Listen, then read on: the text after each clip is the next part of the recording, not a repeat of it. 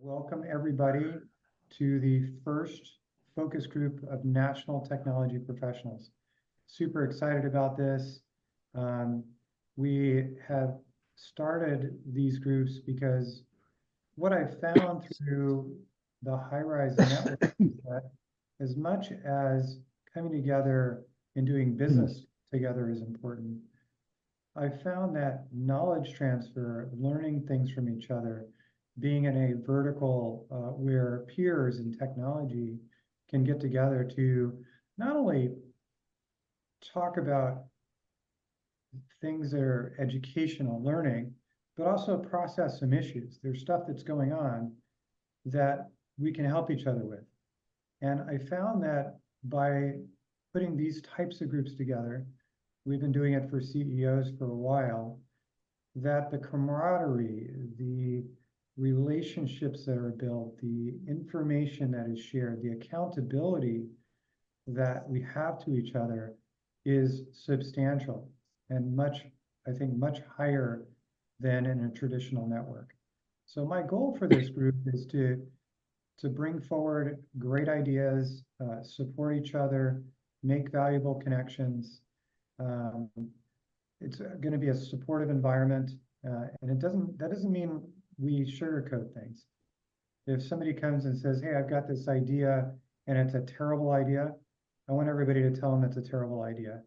Although you have to be careful, because an entrepreneur, if you tell them not to do it, they're usually going to want to do it even more. So we got to be careful. But the idea is it's a safe collective where we can be direct, we can be honest, we can share ideas, and we can grow together. So this month is our formation meeting. So it'll be run a little bit different.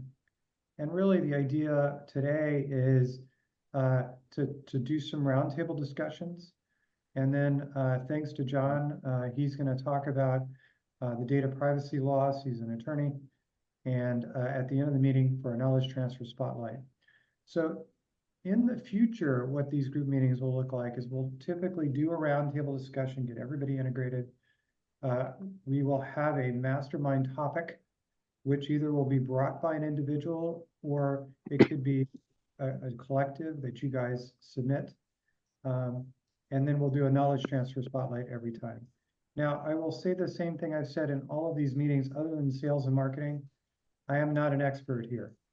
I'm not a technologist. I don't understand your businesses. So therefore, the future of this group and the topics that we discuss, those aren't going to come from me. They're going to come from you. And this group will drive the content of these meetings. And that's the way you'll get the most value out of this group. So we're going to start off with our roundtable discussion, number one. Although what I'd like to do, we have let's see if I can count. 4 times 4 is 16 plus 1. Okay, 17. I got that. I'm good at math. So we have about 16 people and myself in this group. So what I'd like to do is do brief introductions. So that would be something like John Daugherty. I'm a tech and privacy attorney. I'm here in Austin. I'm not sure where you are, John, I forget. Here's what I think about the topic. And the reason why we're going to do that is you guys are going to have plenty of time as we continue in this group to get to know each other.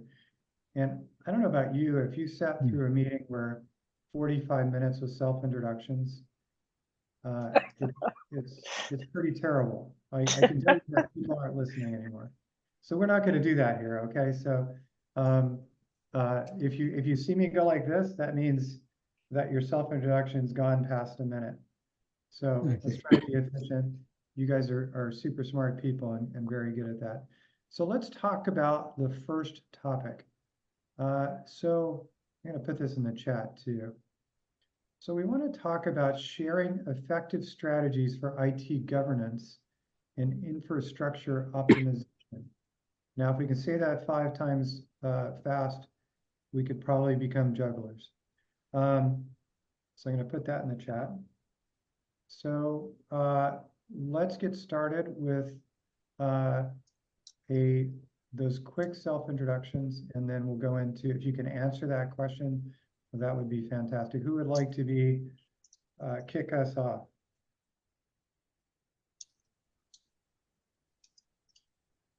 I'll go. All right, Tom, thank you. Yeah, Oh, Tom's. Tom, hang on, before you go, I forgot one thing. Put your contact information in the chat. This is still, we still are here. If we have business or we want to connect with somebody, let's do that. So as you introduce yourself, go ahead and post your information. Tom, sorry to stop you there for a second. No worries. Yeah, former Microsoft employee of 24 years that did enterprise support and decided to open my own business in January in the Seattle area. What do I think about the topic? I think it's important that we share effective strategies in this group. And I think that infrastructure or optimization is a really good business model for us to be in. I think a lot of the companies that we manage, they just think about their IT and they don't think that someone from our background can help with optimizing their infrastructure, both technical and non-technical. I think it's a great opportunity. So you're saying basically upselling or cross-selling your existing clients on infrastructure optimization. Nice. Yep. Awesome. Perfect. So I can close the door. Great. Orlando, I'm going to put you on mute. John, you want to go next? Darty?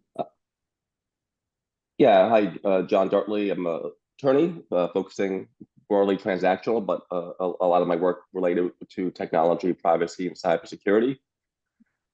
And I guess I'll add just a timing thing. I had a client reach out to me yesterday, and they need to put a lot of different policies in place, not just SLA, but some IT policies, information governance policies. And they asked me, if I just had a template.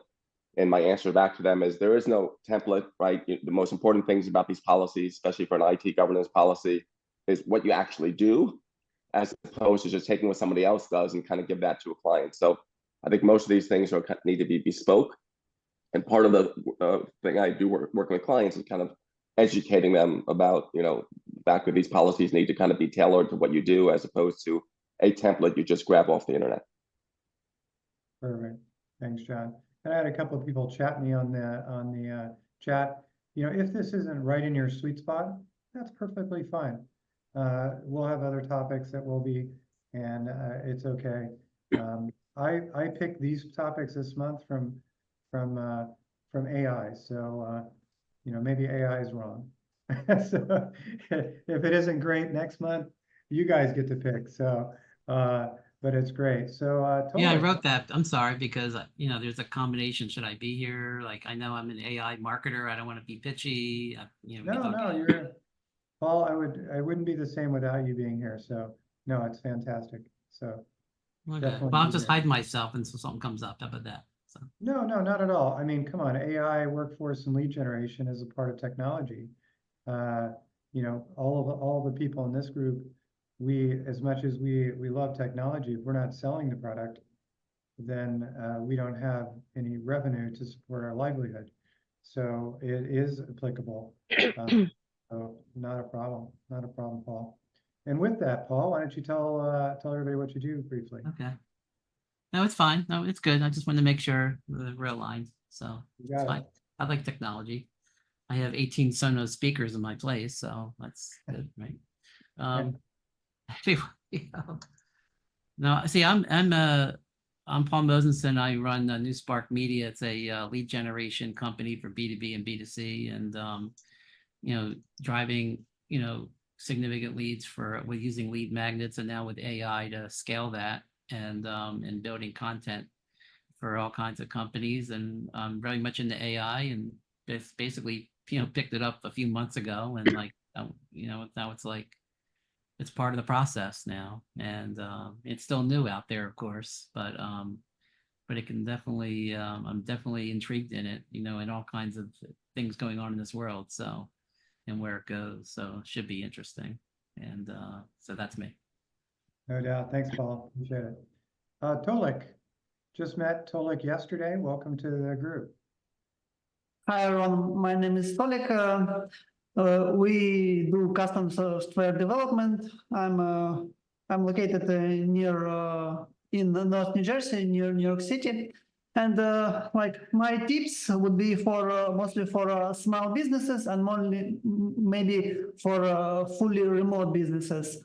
Like for me, I see that Google Workspace, they started to innovate with their Google Docs. So I would they go away from traditional paper model and they start adding new rich functionality. It's no longer paper. And Microsoft Word, it still seems like they are tied to paper. So our whole knowledge base is done in Google Docs. It's like interlinked between everything. So it works out great.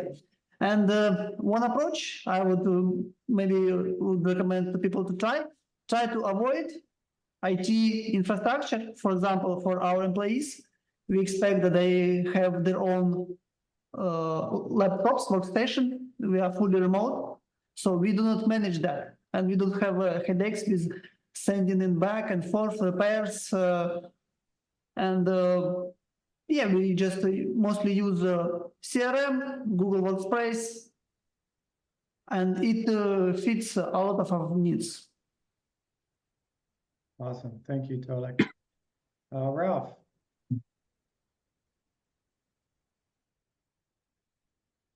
Sorry, I couldn't find the unmute button. We all use so many different web apps that, the buttons are just everywhere. We use WebEx, and, of course, this is a very popular one. So I'm Ralph Castillo. I'm with TPX Communications. I'm a national channel manager to help support technology solutions advisors for cybersecurity, manage IT, UCAS, other technology services that your customers use. So I'm here to help support our partners to sell services that TPX offers to your customers and help support them better. Awesome. And then the answer to, I'm not sure if this is in your wheelhouse, maybe it is, effective strategies for IT governance or infrastructure optimization. Any thoughts on that, Ralph?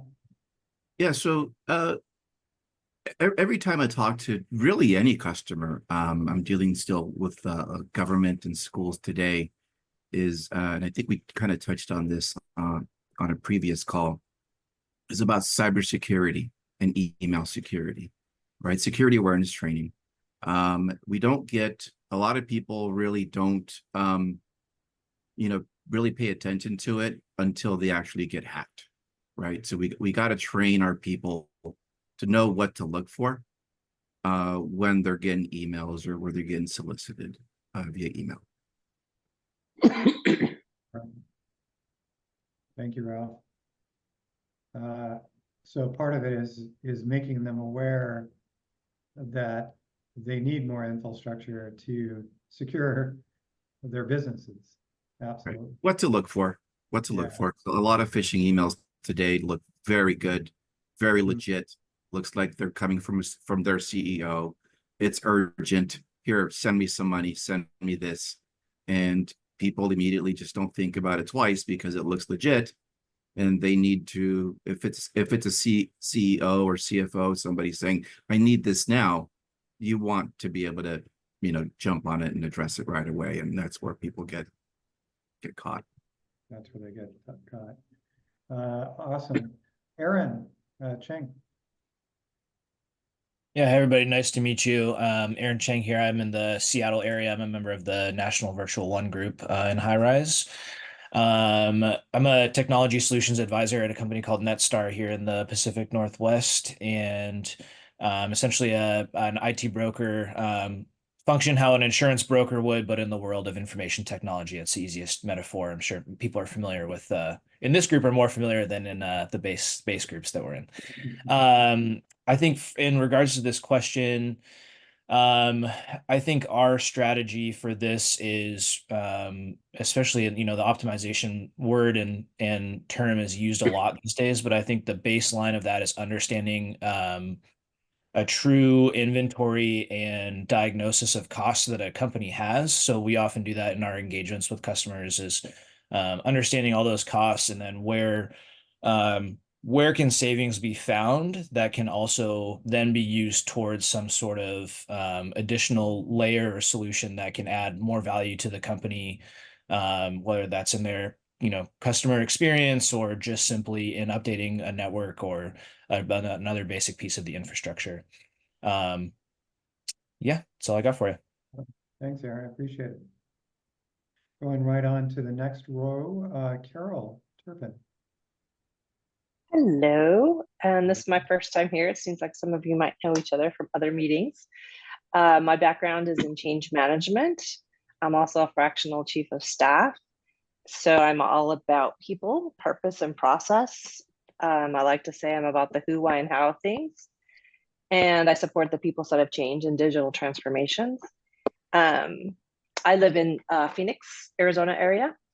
And for me, governance needs to be able to support your business processes and your user needs. You want it to be strong enough to protect the company and the organization and avoid risk, but also not impede your business capabilities. So that's kind of how I look at that.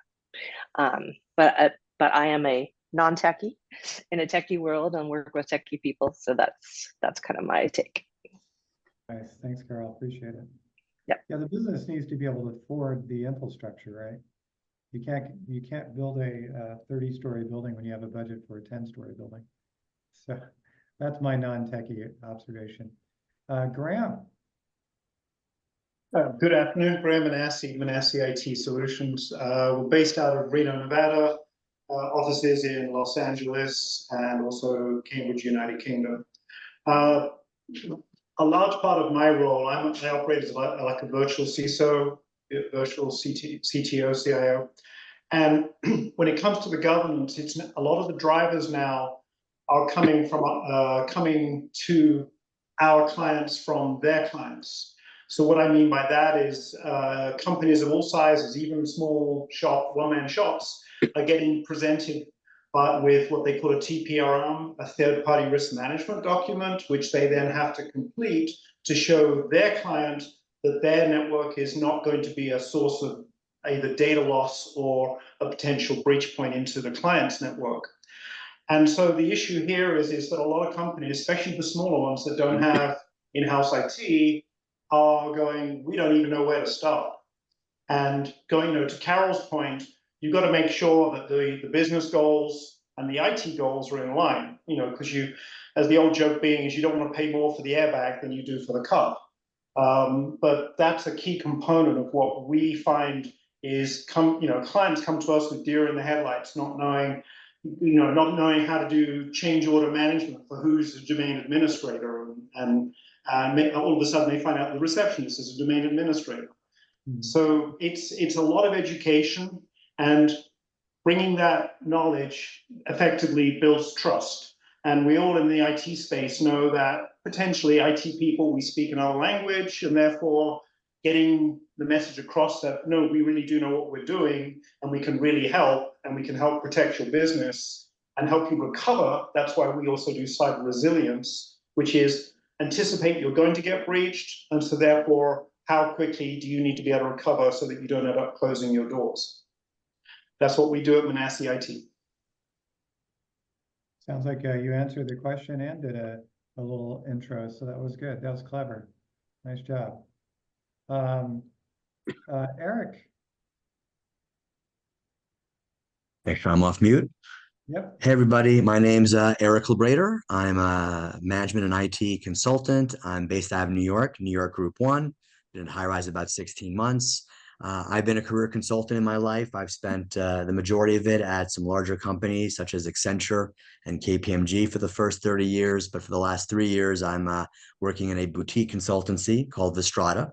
My current company, we provide a broad range of IT and business transformation services, everything from program management, process, infrastructure, cybersecurity, data analytics, everything across the board. So it's good to meet everybody. As far as the question at hand, I mean, I'm not a deep architecture guy myself personally, but what I would say is, I think it's critical to have an IT governance strategy, and I think the key of it is to communicate proactively and to manage it actively. And the thing I'll just tee on, because I've seen this the most in my career, maybe it's more so at larger, mid to large organizations, but where there is no governance and there is no strategy and there is no communication, you find that individual organizations or units or different offices, what have you, invest in what they want. So you might find that there are several dozens, even maybe different CRM tools or ERP tools or any tools for that matter. And obviously that's not effective. It's not optimal. And ultimately it only leads to more pain, more work, and higher costs as you try to eventually over time remediate some of those earlier decisions in order to, more optimize the organization and be more consistent and have standards and what have you. So that's my experience and my perspective on optimizing strategy. Have one and communicate actively, proactively, from beginning to end. Otherwise you'll find yourself, in a suboptimal position. So Thanks, Eric. Appreciate it. Morva Reed, hello. Hi everyone. Morva Salpo. I'm glad to join you all. I am a business and tech attorney. I work with small and mid-sized businesses as outside general counsel, helping with contracts, data privacy, intellectual property rights, cybersecurity issues, and mergers and acquisitions. I really help my clients use legal proactively.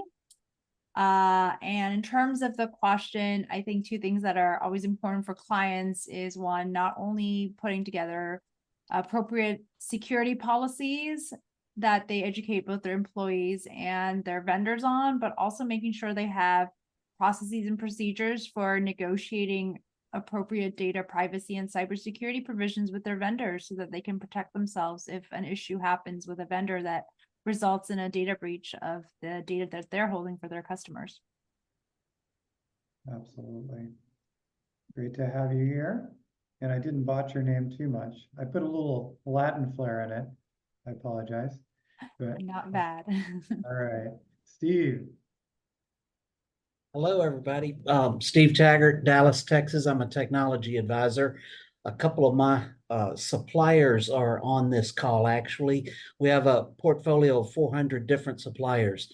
And what we do as it relates to infrastructure optimization, or one of the things we're seeing a lot of, is people's cloud infrastructure and workloads that are in the wrong places, costing them a lot of extra money. So we can help them analyze what they've got. And then from there, we can make recommendations on how they can shift some of those workloads around to be much more optimal for their use case and also a lot more cost effective. So that's an example of an infrastructure optimization play. Awesome. Thank you, Steve. Vince. Thank you, Forrest, and nice to meet everyone today. I think like Steve, I know several of the people on the call, just having been in the telecom tech space for a long time. I had a company called World Telecom, sold that to a unicorn, and now am in an upsell motion. So we have all these clients that were telecom and cloud clients, and now what we're essentially doing is upselling energy and IoT services to them. So we do digital transformation, and we specialize in energy implementation as well. So it's kind of like, you look at the word abundant, it's an energy word, right? So it's IoT with a focus on energy services. And it's an exciting time because the energy markets, as you know, the prices are going crazy up. Telecom's coming down, right? So it's one of those things. As it relates to the infrastructure conversation, I think probably our best recommendation would be, like one of the things that we do is an IT services auction. So we're able to take all of the IT infrastructure and take the ERP and do a dump for a customer for free. If they decide to tap into the service, then they have to share the savings is all they have to do. But for companies that are facing layoffs, and there's so many of them right now, it's actually something we do. We come in and we help them with the ERP, look at it, identify holes and security issues, things like that. However, I think one of the biggest ones, as we talk about this today, is having an AI roadmap. I think that this is a huge hole in so many companies today. They're just trying to figure it out. And so that's, Not that I'm saying we really help them with that as much. I think that we're all trying to help everyone with that, right? But my point just being that I think that that's what we've seen as a huge hole out there. Yeah, that's what I got. Awesome, Vance. Thank you. There's no doubt about it. We're hearing that across the board. So absolutely. Alex. Good afternoon, everybody. Alex Rader, principal with Phoenix 2.0, where I managed IT and cybersecurity services provider, headquartered in the San Francisco Bay Area. Our clients are typically upper end of the SMB market into the lower middle market, privately held, mostly non-regulated entities, although they're all in scope for data privacy and cybersecurity best practices these days in one way, shape, or form, which I think is a good development. We're pretty vertical agnostic, but our client concentration is typically in professional services firms, tech startups, and not-for-profit. So we have a good cross-section. And we have some niche expertise in energy storage, battery technology, and lab environments for biotech. We've kind of cut our teeth on some of the proprietary software that those companies use, and there's a lot of those types of startups in the Bay Area. So we're doing a lot of that kind of work. Hopefully I can tell you all about that more at a later meeting. But as far as IT governance, frankly, I don't think companies should be optimizing infrastructure without having some governance guardrails in place, because IT is inherently chaotic, and I think that's just a recipe for disaster. So for our clients, we basically start with acceptable use policies, incident response plans, business continuity plans, and we have templates for all that stuff. So a summary of their cyber risk management program. So if a cyber insurer or third-party customer asks, what are you guys doing to protect our data, they readily can hand them a document. So those are kind of the basic 4 documents that we put in place for customers. That gets them pretty far along. And I'm always surprised where I walk into companies that are squarely in the lower middle market that have tens of millions of revenue and have no basic IT documentation. They can't answer basic questions about their own IT environment. That always kind of concerns me, but that's the world we live in. So it's good to be here. I really I love the collective here, and I'm looking forward to being part of the group. Thank you. Yeah, thanks, Alex. And I also want to acknowledge Alex. He's been a long-term Highrise member. He's the one that came to me 9 months ago or so and said, hey, we really need to create a technology-based focus group or a Highrise group. So Alex, thank you for putting that in our brains. And we actually started a group. We've got the basis of the group already, the additional new members and existing Highrise members coming over. Like you said, Alex, we're both excited about the prospect of having 25 technologists and people who service those technology companies in this room, talking about ideas, solving problems, and doing a little business together. So thank you for that, Alex. So let's see, I think I've heard from everybody on camera. Paul, did we hear from Paul? Me? Oh yeah, we did, that's right, originally. Orlando Lopez, were you able to give us a quick intro? Yeah, perfect.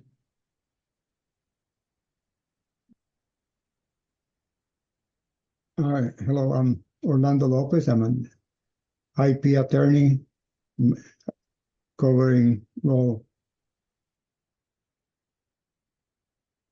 a wide range of areas.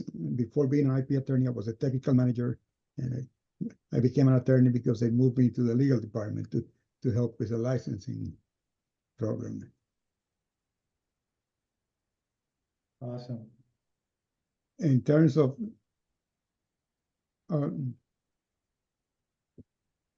IT strategies and optimization is something that I haven't worried about ever since I left the management side. But basically, it is driven by what the company purpose is. And these days, there's a strong worry about privacy and security. Thanks, Orlando. Appreciate it. Sean, yeah, there he is. Hey, good afternoon, everybody. Sean Saylor. I am with a company called Lion Guard, and I started on the MSP side of the fence. So glad to see and hear some of the commentary that's out there as well. Now I'm on the vendor side, helping support MSPs and enterprises with managing their attack surface. But when it comes to the IT governance piece, really, to me, that is more of making sure that the technology aligns to the business outcomes that whatever business they're in that they're trying to deliver. Unfortunately, there's a lot of technology sprawl out there. Like one person mentioned, it was chaotic, and that's exactly what it is. But when it comes to governance, cybersecurity is a big part of that, and security is a shared responsibility, not just of the company or of service providers like some of the folks that are on the call today, but it's also of the end users. So, and there has to be some sort of strategy and guidelines or some sort of framework that companies are adhering to. And I think that that's an important part of it. And I wish I was going to be able to stay on this whole thing, but I do have a conflict here shortly. But I'm listening in, and I greatly enjoyed being a part of this today. Thanks, Sean. Thanks for being here. Ask Guy Howell. I think I said that correctly. It's Askia. Askia, okay. Thank you. Go ahead. All good. Yep. So Askia Howell, Alpha Baller Technologies, primarily do build secure networks nationwide. I guess relative to the conversation regarding governance, it's definitely something I'm seeing adopted, or at least the attempt of putting the right framework and structure in place, but there's still a disconnect between theory and practice. Yeah, as the leader of a group of practitioners for hire, so to speak, you know, that's primarily what keeps us in business. Right. If there wasn't a problem, we wouldn't have anything to solve, right? That's right. Awesome. Great. Well, thank you for that. Jimmy Long, thanks for making it here. I know you've had a tough morning. Are you able to? Yeah, there you go. Hi, Jimmy.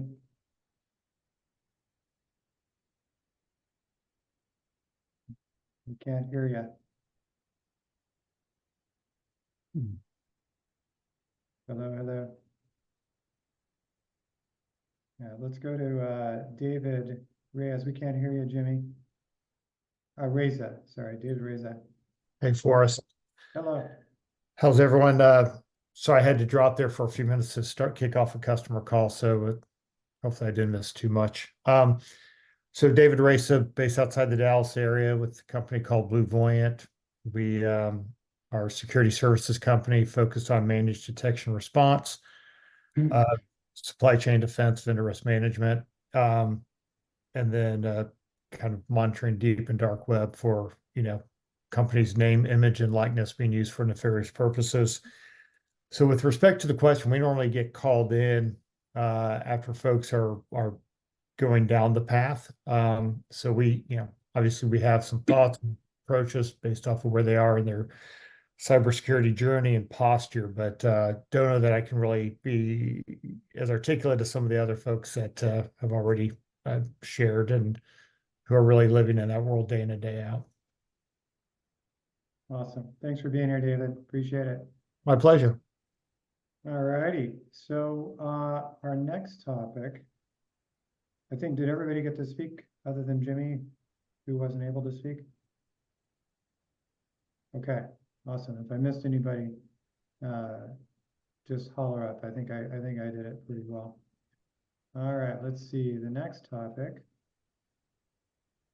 So a big deal. I mean, what is happening in partnerships and strategic partnerships and success stories. So I thought this would be an interesting topic. I know, Ralph, this is near and dear to you. You've gone into strategic things. I don't see Ralph. Oh, there he is. So I'll post this in the chat. So let me do some carriage returns here. All right, there you go. So, Ralph, talk to us about success stories around strategic partnerships. Yeah. So, so my primary job, with strategic partnerships is that is my main job, right? Is relationships and helping and supporting tech advisors. And what they do is, as most of you know, I'm a supplier. So, working with tech advisors is that they bring me into the opportunity, right? And typically what I do is as much or as little as they want me to do for their customers. Sometimes some tech advisors have a product that they're pitching, offering, say, a firewall or manage endpoints, or they're doing the Office 365. So then we need to be able to strategize to know not to pitch a conflicting product that we have to offer with these advisors, right? And it's trust. So trust is number one. You can't bring a partner in without being able to trust them. So that's been my thing, is about being able to trust a partner to be able to help you and support your customers without stepping on toes. Perfect. Thanks, Ralph. Aaron, I'll call on you next. Yeah, we work with a lot of other advisors or third parties who might not offer solutions across the whole IT infrastructure. So we'll often refer into their customers. I'm sure it's very common, but yeah, I'd say kind of similar to what Ralph was saying. We definitely try and not conflict, but there's also, depending on the individual or the company, you do have to manage that relationship. And I think that's an enjoyable part of the job, is getting to know our partners a lot and understand how to work with them and provide the best experience for their customers, who will become our customers. So then it reflects on both of us of the experience that their customers have while working with us. Yeah. Awesome. And do you have a vetting process at all to figure out who is going to be your partners, your channel partners? Not particularly. I mean, I think, we have partners that we work with every week and partners that we work with once a year. So it kind of, just when it fits for those partners. And I think that's part of it too. We don't push anything, like Ralph was saying, we don't push anything beyond what we think that customer or that partner would want for their customer. So if we get an introduction to somebody, we're not flooding them with our marketing emails and stuff like that. That's a purely by choice sort of thing for the customer. But yeah, I would say I'd vet it, and I think the main thing is there space for us to work with that person, or is it really not, necessarily going to be a fit in terms of they're offering everything that we offer, and then it's, a respectful relationship, but maybe not the best business partnership. Yeah, what I've learned by being a part of these tech groups, Alex taught me too, is it's so hard because so many of your businesses are overlapped. But that doesn't mean that you can't come together and create a segmented partnership to where, okay, I'm not going to sell cybersecurity, your person, as long as you don't sell this product to that person. So it's interesting. You guys all have to play nice in the sandbox, if you want to call it that. Carol, I don't know if you had anything to add on this. Only that I'm brought in when the company wants to purchase some kind of ERP or new solution, and they need to understand how it's going to impact people and their business processes, and kind of get that alignment with business goals and get people ready for the change and ready, walking through that whole implementation process. So once that system's chosen, then that's where I kind of come in. So yeah. Well, Carol, I would think you would be in a great spot aligning with a few of the folks in this group and saying, let's go pitch ABC company. Because I just don't think people think it. I don't think That's strange. I don't think people think about people that much in technology. Yeah, and usually that's the main reason why some things don't work, because people want to not make the change, or they don't want to do the new thing because they have to learn something new, or that it's a new process, or it's taking away maybe something from their job, or shifting things, and so people are what makes business actually work. So yeah. Right, or technology comes in and gives Big Brother, i.e. corporate bosses, more visibility into what they're doing.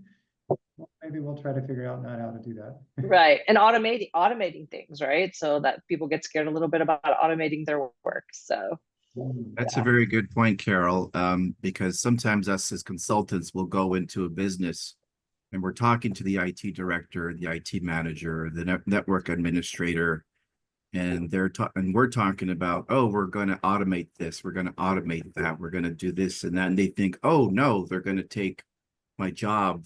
And we're like, well, that's not what we're doing. We're just trying to help you do your job better. right, you still need to have your strategic decision-making capabilities, but you're going to be more efficient. So just helping people through that process of change is what I do. So Thanks, Carol. Tom, go ahead. Yeah, I guess I have a question for, I guess, Carol and Ralph. And maybe we've been kind of talking about it tangentially, but when you're asked to refer someone like myself, like an MSP, and there's a lot of MSPs, that you could refer, what's the one thing that you look at to create a strategic partnership and to keep that partnership? What's top of mind for you when you kind of do that analysis? And that question can be open to everybody, whoever wants Yeah. to. But go ahead, Ralph. Well, really, for me, I'm not so much someone that can refer a lot of business, even though I have. I'm a supplier, so I'm here to help and support the people that are out there selling B2B.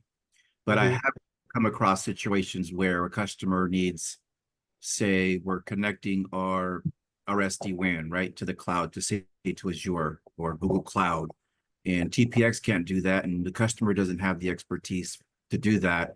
So then I would then make a recommendation with the partners, if the partner agrees or needs help or is looking for assistance, is to make another recommendation of who to go to help them with that area or expertise. So I guess the question is for Tom. It's more of a or anybody else who'd like to answer, is how do you choose the MSP amongst the it used to be everywhere you go you see an attorney. Now everywhere you go you see an MSP, right? I think a lot of times it really comes down to relationships. Because TPX does a lot of these services, right? But we might not have that relationship where, well, maybe I don't know Ralph well enough. I don't know if I could trust with Ralph, following through, or TPX being a good fit for that product, right? So a lot of times it really is getting to know the individual, the consultant that you're working with, and being able to really fully understand the product that they're offering to their customer. Awesome. Anybody else have a comment for Tom on that before we go to Alex? Yeah, I would agree. Yeah. The only thing I would add would be time, which of course none of us have enough of, right? And certainly with a strategic partnership, we've done so many of them, and that's always been the thing, is like they want to jump in and do something, but then they just can't support, they can't scale. And so what we now do is say, hey, look, we actually do a call and an interview, actually, like, hey, we want to understand what you're doing and how much bandwidth you have to scale, right? So I just add that to the mix. Awesome, thanks, Hans. Alex. Yeah, interestingly enough, since we're in a networking group, I've sort of selected based on hearing testimonials about a firm's work at a networking group. If I consistently, or even a couple times, hear that they did good work for a client, and I hear a case study, that will go a long way, right? And so also, I think it's just to tell an anecdote from the other tech group, where that will hopefully be combining forces with this one. We have two cybersecurity guys in that group who on paper look similar, but it turns out one does only programmatic cybersecurity, proactive governance, et cetera, et cetera. They don't do incident response or cyber forensics, and they don't sell products directly. And the other guy sells MDR, XDR, does cyber incident response and forensics.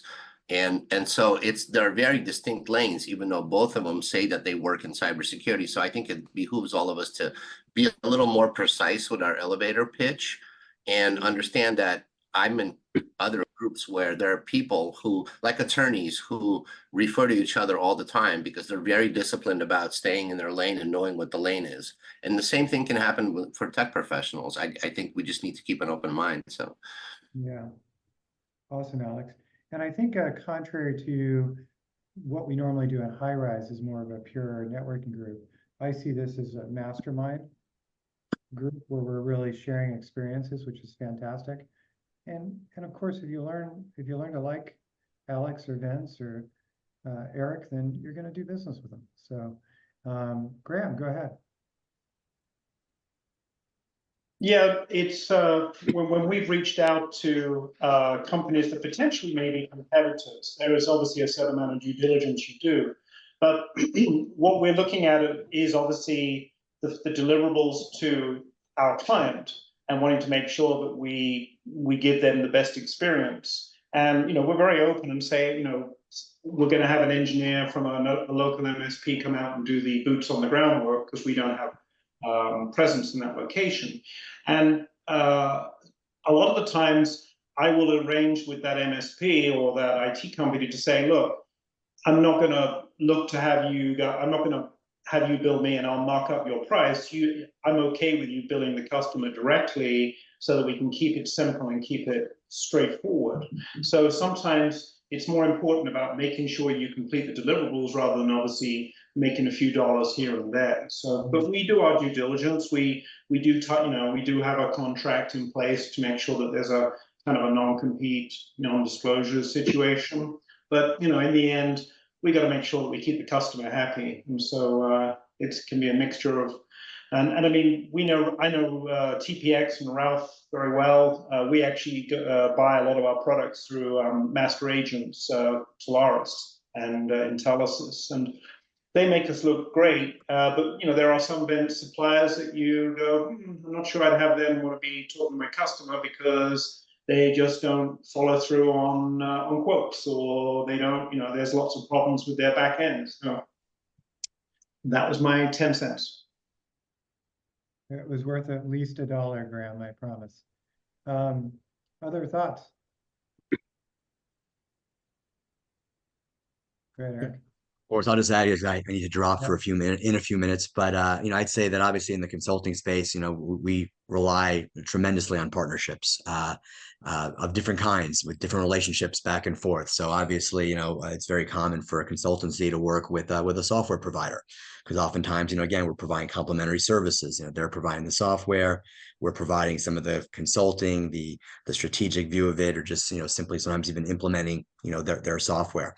But we also do a lot of relationships with other consultancies. Sometimes because we specialize in different areas, but in other cases, just because just from a pure capacity perspective, we might actually overlap. But if there's trust and past experience, it's okay to be in the same space as long as you pass on to each other, right? So I think that and we're in situations where you either can prime, you take the lead, you can be a subcontractor. We've done a lot of white labeling as well. If that's what works for the client, if they just want to deal with one name and that name is what matters, we don't mind white labeling.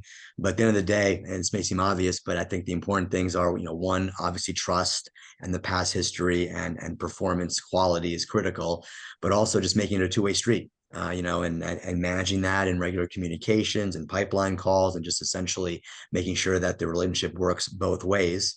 And that's what we've been doing, again, across different types of organizations, different relationships, but staying flexible is also pretty important. So those are my 2 cents. Yep. Thanks, Eric. The scariest thing is bringing in a partner and having them fail. That is and it happens a lot. And especially when you have so many moving parts to some projects. So the more That's a really important point there to mention, Forrest, is, you know, no one's perfect, right?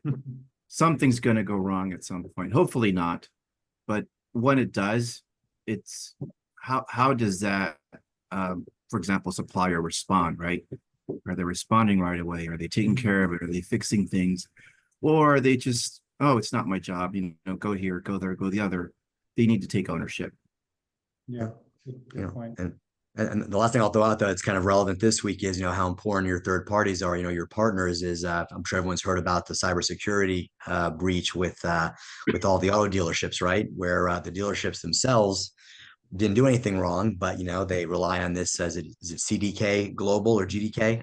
The software provider is where the breach happened, you know, but in these days, you know, it's just important. That's why third party risk management is critical, because no matter how secure you might be, if your partners or your alliances aren't, you know, then you're clearly at risk. And that was a great example of that this past week. So yeah. And Eric, I represented that software company 10 years ago on their real estate lease in Westlake Village, California. So I thought that was interesting. Yeah. Yeah. And we're all connected. They had all the dealerships. I mean, they were just raking in the money. It was amazing. A couple more comments on this. Anybody who's not on camera can certainly unmute and just chime in. You don't have to be on camera. Anybody else have a comment or a suggestion around partnerships and how to do them successfully?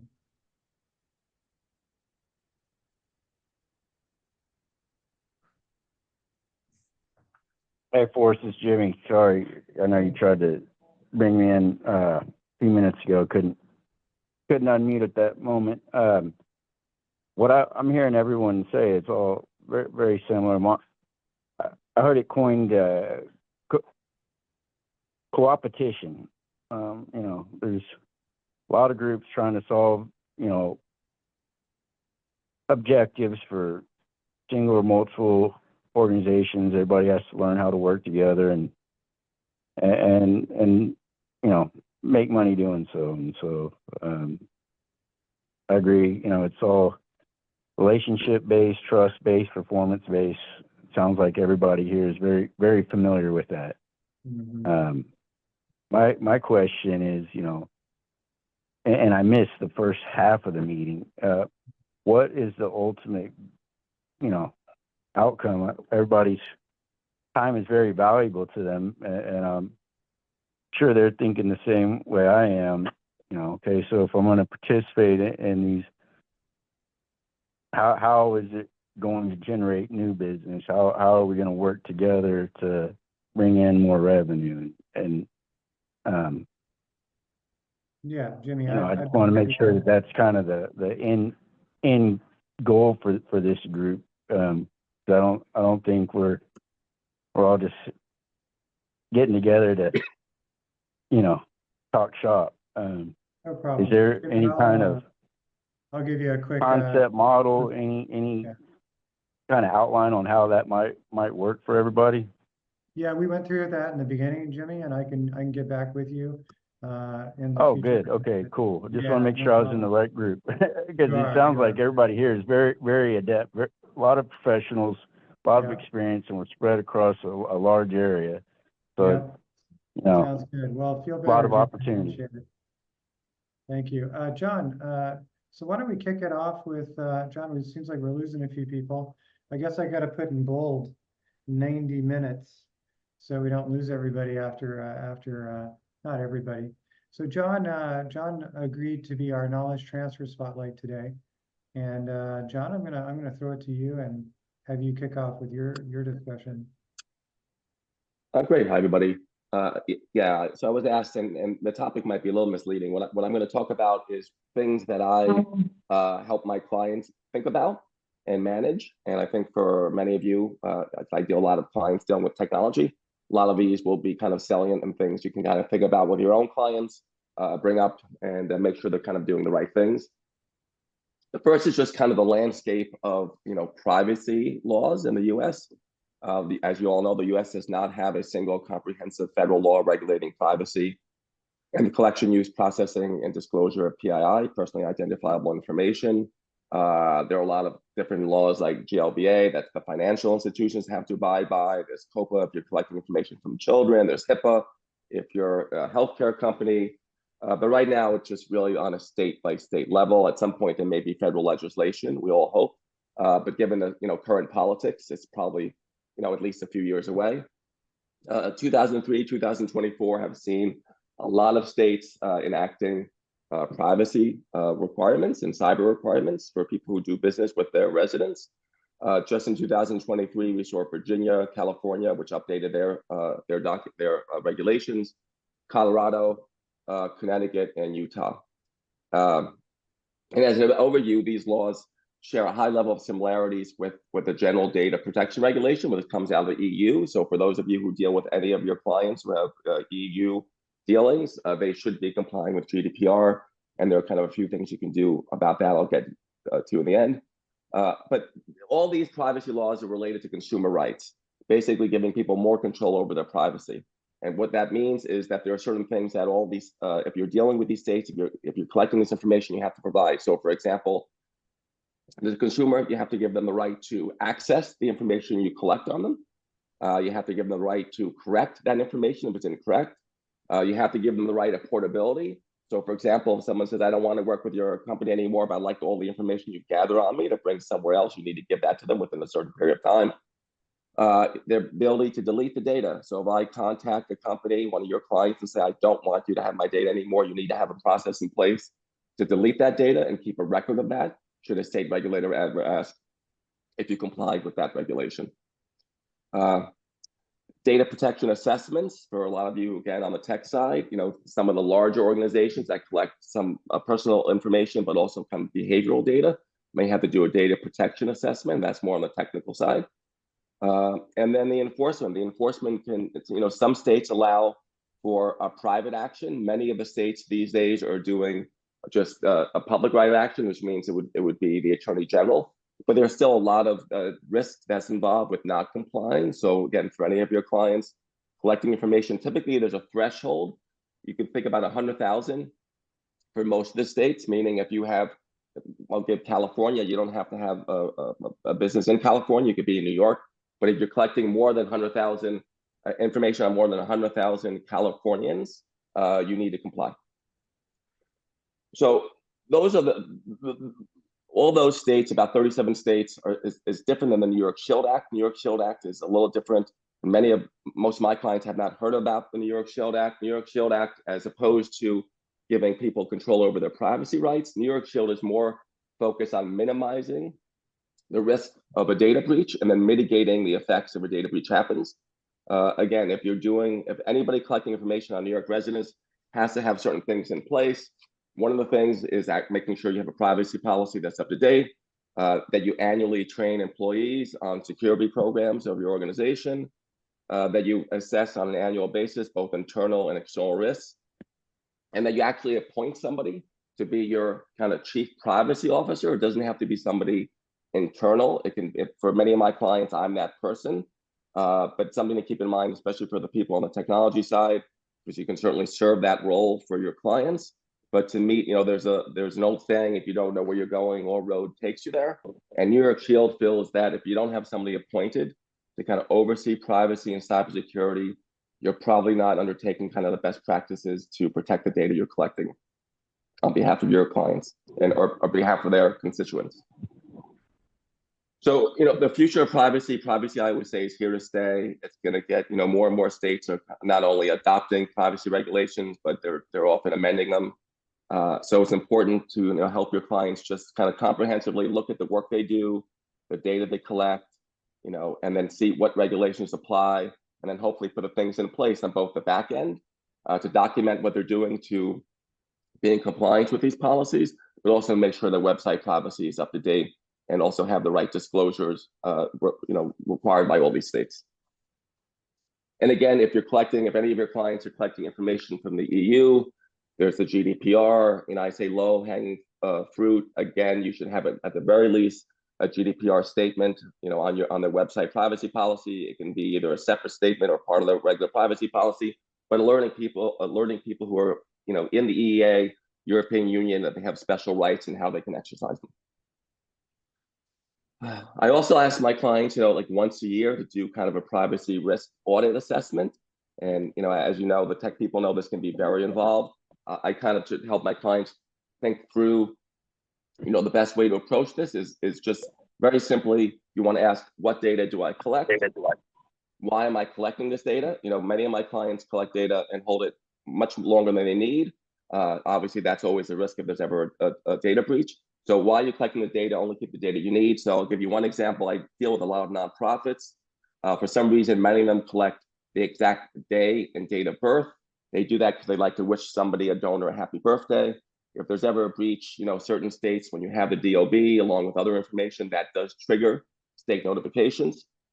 So I advise my clients, if it's not important to have the specific day, if you know the month and year and you can wish the constituent a happy birthday, that's a much better approach. Who has access to the data, volunteers, which vendors, make sure those vendor agreements have the appropriate provisions in place to protect you should something happen. Where's the data stored? When is the data deleted? So we'll talk about that later, but all my clients, I advise to have a data deletion policy, retention and deletion policy. And then how is the data protected? And again, I know you guys many of you with this on a daily basis, is to making sure, your clients have the right kind of physical, technical, and other, processes in place to protect the data. So, different ways I work with my client, are kind of like a step-by-step approach. First is, do you have a privacy policy? Is it up to date? I've had clients ask me, can you just provide me a template? I always say no. The most important part about a privacy is say what you do and do what you say. If there's ever going to be a breach or if there's ever going to be an issue, they're going to look at your privacy policy. And if you didn't disclose the ways you were using the data, it's going to be more fines and more trouble. Abby Hoffman once wrote a book many years ago that said, steal this book. And I wrote a blog a while back saying, don't steal this privacy policy. So again, for clients always looking for, just give me a template, or can I take another website's privacy policy? So always no. Best practices for a privacy policy for your clients: just be clear and concise, be comprehensive, talk about everything you do. I advise most of my clients in terms of the data they collect. You can almost do anything you want with the data you collect within reason if you're being transparent about it. And then be current. Some people post a great privacy policy. They posted it 7 or 8 years ago. The things they're doing with the data on the back end has changed.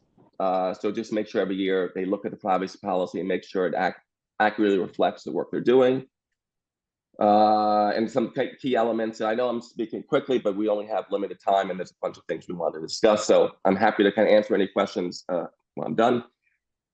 Just delineate both the PII and the non-PII they're collecting, disclose how the data is shared. If you're addressing getting information from minors, make sure there's a phone number and address that parents can email you at to delete that data. And then make sure you're in compliance with all the various privacy laws. So for example, if Colorado or California or Virginia apply, you need to have a separate disclosure for those residents.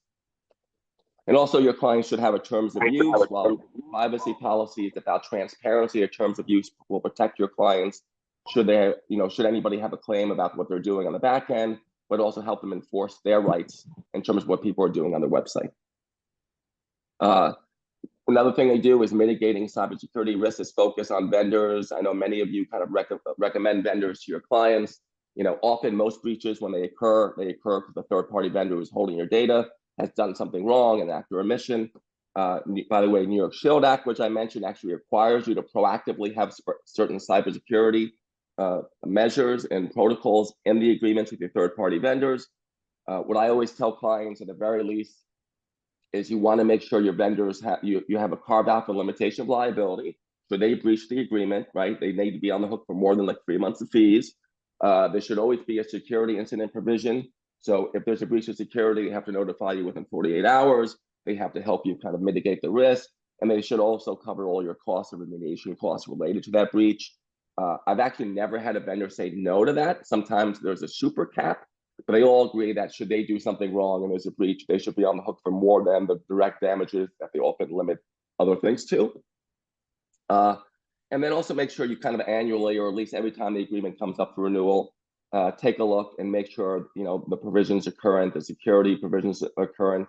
And the last thing is transition services. You know, vendors love when they get your clients, right, on their platform. It's often hard to get off. So I often put in a provision that for transition, they're obligated on a time and material basis for a certain period of months to help you kind of transition to a different vendor. Create, and I know somebody mentioned this, create an incident response plan. Very important for all organizations to have. Should something go wrong, who do you call? Who gets involved? Who's the PR person? Who's the IT tech consultant? Who's the attorney? When you have all those things in place, studies have shown that, you know, the damages are kind of mitigated because you know exactly what to do right away. Cybersecurity insurance, and I'm always surprised how many of my clients, both on the for-profit side, but mostly on the nonprofit side, don't have a cyber policy. So I always recommend a cyber policy for both for first-party and third-party costs, and to read the policy and make sure it's applicable and the exclusions are reasonable. I tell this story. We had a very large nonprofit client in the entertainment industry that had a cybersecurity privacy policy paying close to $100,000 a year. And when I read it, actually didn't cover them for what they needed. It covered them as if they were a service provider. They were not. So they had to get a new policy. So, you know, it's important to at least, and you can do that on behalf of your clients, just read the policy and make sure it kind of fits the kind of business they're in.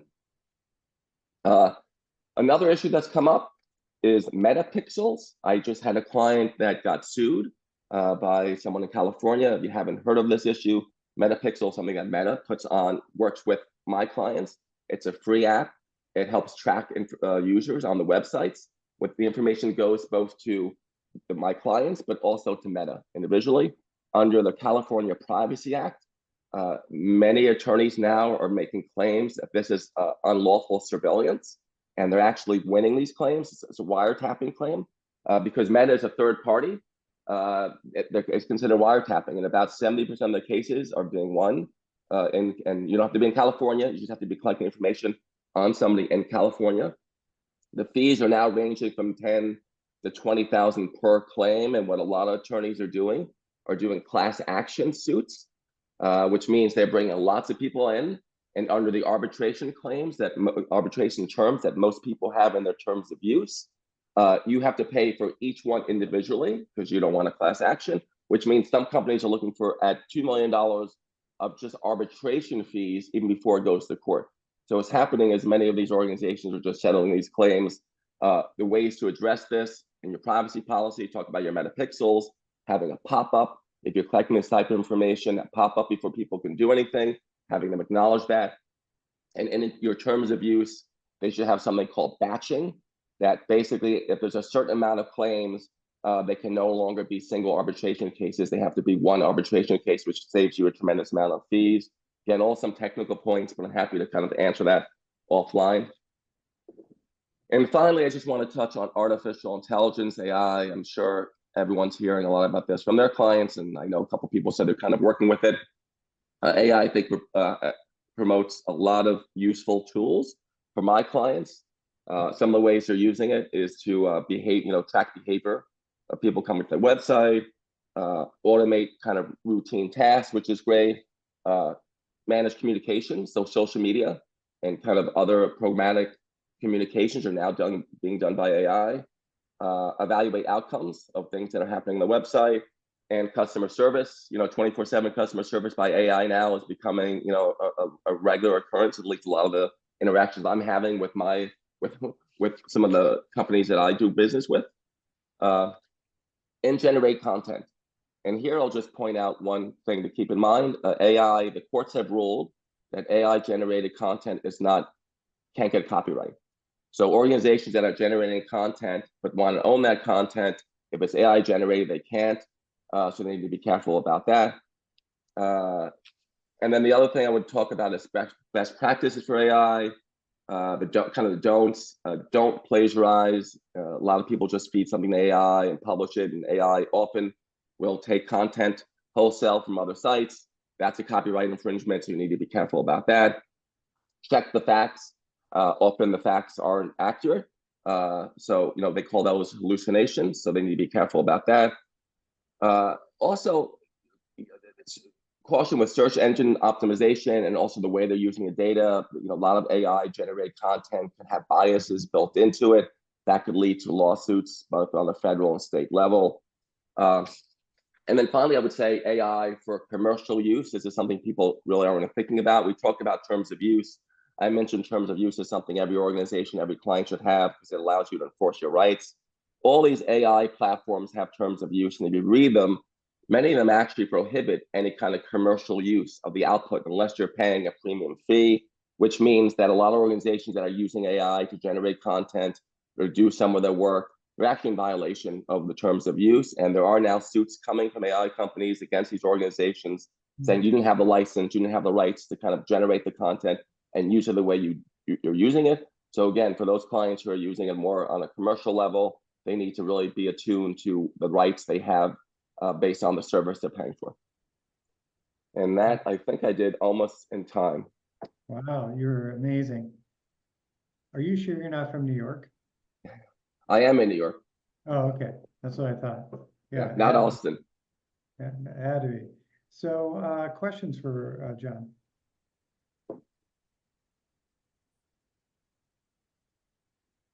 John, you mentioned the New York Shield law. Does it have a minimum user amount? It goes to, it goes to, it's usually more the data you're collecting. So for those clients just collecting regular data doesn't apply. It is for more, what they call sensitive data and also more personal identifiable information, which is a lower bar. They do have a certain amount. I'll actually get back to you individually. Well, New York Shield, though, is an example of one of those privacy laws that few people have heard of, and it applies to more organizations than they think.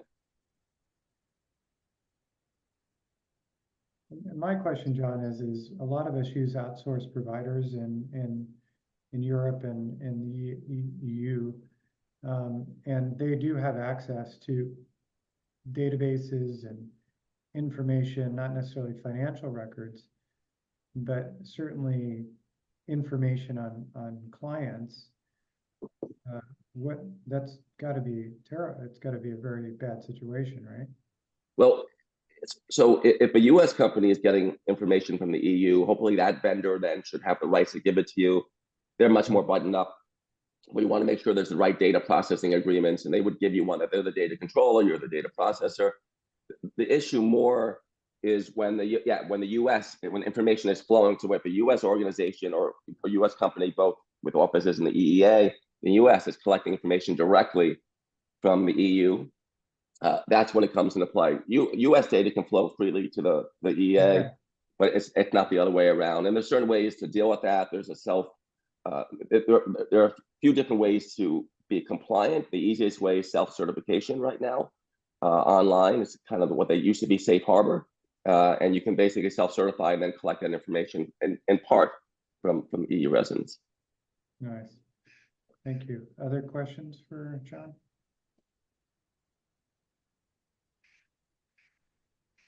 Alex, I just want to mention that in California, there's a similar law. If a device, a laptop is lost and there's no disk encryption on that laptop and there's any kind of third-party data, that will likely trigger a notification requirement in California as well. So, and a lot of people just don't know that. I've had to update incident response plans for clients where we're going to call the cyber insurer now gets moved up from like very much later in the incident response plan to like one of the first steps, because there's so many things now that could potentially be a bona fide breach, not just a simple incident you can clean up and sweep under the rug. But I'm really telling people, you know what, you have to call an attorney right away and establish privilege, get a consult, because don't start trying to troubleshoot the stuff yourself and calling in vendors and doing God knows what, especially if you have cyber insurance.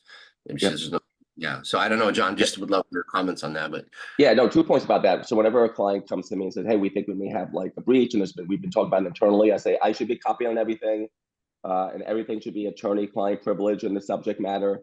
That way, instead we can talk freely about what's happening, even if I don't need, if it's really heavy IT stuff, just have me copied So that's an important thing. If it's not, that's like it's much more easily gettable if litigation ensues. And the other thing, exactly, you know, a lot of my clients call me, they have cyber insurance. Most cyber insurance policies will pay for the legal costs.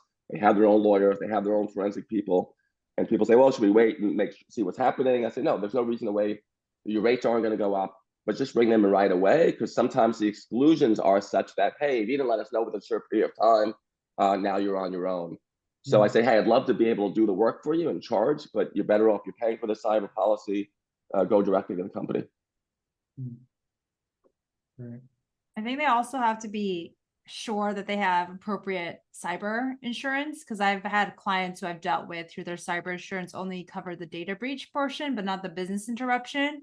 So we have to separately deal with that outside of the attorneys covered for the cyber breach, right? So the insurance covered the data breach, but then we had to work separately to deal with the business interruption issue with the vendor. So yeah, I great think point. Well, that's you and I probably deal the same thing. That's why I say read the privacy policy. I mean, read the cybersecurity policy. Make sure it covers, you know, what you do, what your needs are. Yeah, no doubt. There's a really good cyber insurance broker who's very technical, which is often rare. Richard May, Forrest, he was in the other technology group. So we may want to invite him to come here because he's a wealth of knowledge. And I had him present at another group I'm in. So Yeah, great. Well, good. Yeah, I Well, find just one last point. I find that I think we probably all find this, the biggest issue with my clients, and again, a lot of them are nonprofits. I both work with Perlman and Perlman, which is kind of the largest provider of legal service in nonprofits. We have about 1,500. I have my own firm, Dartmouth Law, but even nonprofits, more compared to the for-profits, are like 5 years behind, kind of taking privacy and cybersecurity as a C-suite concern. And a lot of what I'm doing, I know someone else mentioned this, is not, you know, educating, scaring a little bit. You know, getting people to be more proactive, because at the end of the day, you know, I say sooner or later, it was old quote by Woody Allen, you know, soon as it's gonna be the Renaissance, we'll all be painting, so we have to hurry up. Like everyone at some point is gonna have a cyber event, and just putting these things in place and being buttoned up does so much to, you know, again, both minimize the chance of that happening, but really mitigating the effects of that when it does happen. what's the Woody Allen quote, John? It was Love and Death, and they want to assassinate Napoleon. And he said, well, we have to hurry up because soon it'll be the Renaissance. We'll all be painting. So just like. I know I didn't get it the first time either, Alex, but I got it. Well, awesome. Well, thanks everybody for being here today. John, I appreciate the info. I'm going to play back the recording in slow motion. But no, it's fantastic. And maybe we'll see you next week in New York. And everybody else, thanks for being here, and pleasure meeting the new people, and look forward to communicating with all of you here in the near future. It's a great group. All right. Thanks, Forrest. Together. Thanks, guys.